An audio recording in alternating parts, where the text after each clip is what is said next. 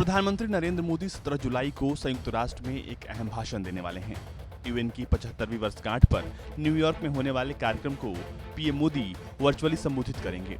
UN में भारत के permanent प्रतिनिधि टीएस तिरुमूर्ति के मुताबिक यूएनएससी में भारत की विजय के बाद पीएम मोदी का यूएन में ये पहला भाषण होगा। उन्होंने इससे पहले पिछले साल सितंबर में संयुक्त राष्ट्र महासभा को संबोधित किया था। तब उन्होंने इंटरनेशनल कम्युनिटी से आतंकवाद के खिलाफ एकजुट होने का आह्वान किया था। हम उस देश के वासी हैं जिसने दुनिया को युद्ध नहीं, बुद्ध दिए हैं, शांति का संदेश दिया है।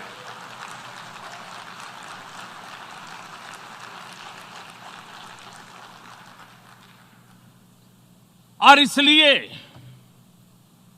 हमारी आवाज में आतंक के खिलाफ दुनिया को सतर्क करने की गंभीरता भी है और आक्रोश भी। अध्यक्ष महोदय, 125 साल पहले भारत के महान आध्यात्मिक गुरु स्वामी विवेकानंद जी ने अमेरिका में शिकागो में वर्ल्ड पार्लियामेंट ऑफ रिलीजन के दौरान विश्व को एक संदेश दिया था।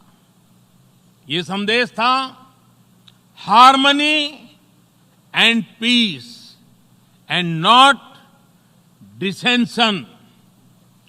विश्व के सबसे बड़े लोकतंत्र का आज भी अंतर्राष्ट्रीय समुदाय के लिए यही संदेश है, हार्मनी एंड पीस।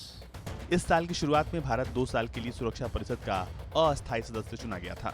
भारत को 192 में से 184 वोट मिले थे। मौजूदा वक्त में सुरक्षा परिषद में 5 स्थायी सदस्य हैं, जिसमें अमेरिका, यूनाइटेड किंगडम, फ्रांस, रूस और चीन शामिल हैं। इसके अलावा 10 अस्थायी सदस्य भी हैं। इनमें से आधे देश हर साल 2 साल के कार्यकाल के लिए चुने जाते हैं। भारत इससे पहले भी सुरक्षा परिषद का अस्थायी सदस्य रहा है।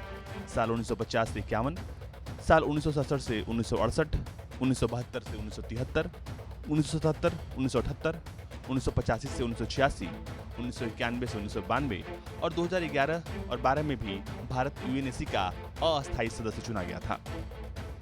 पीएम मोदी ने आखिरी बार जब यूएन को संबोधित किया था तो उन्होंने उसके विस्तार की बात कही थी। पीएम ने कहा था कि यूएन जैसा संगठन होने के बावजूद कई जी समूह बन गए हैं। भारत भी ऐसे समूहों का हिस्सा है, मगर बेहतर होगा कि अलग अलग समूहों की बजाय एक ही जी ऑल हो जाए। भारतीय संस्कृति की बखान करते हुए पीएम मोदी ने योग और लोकतंत्र का महत्व भी समझाया था। गरीबी और आतंकवाद पर बोलते हुए पीएम मोदी ने पाकिस्तान को खूब सुनाया था। आतंक के नाम पर बटी हुई दुनिया उन सिद्धांतों को ठेस पहुंचाती है जिनके आधार पर यूएन का जन्म हुआ है।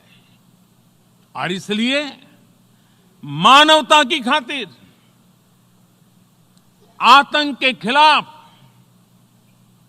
पूरे विश्व का एकमत होना, एकजुट होना मैं अनिवार्य समझता हूं। अध्यक्ष महोदय, आज विश्व का स्वरूप बदल रहा है। 21वीं सदी की आधुनिक टेक्नोलॉजी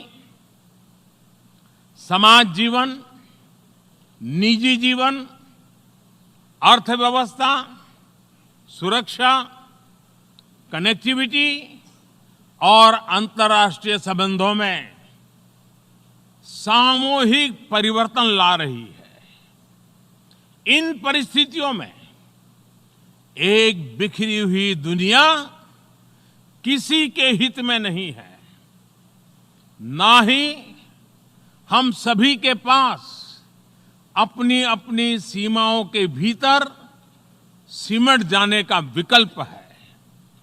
इस नए दौर में हमें मल्टीलेटरलिज्म और संयुक्त राष्ट्र को नई शक्ति, नई दिशा देनी ही होगी।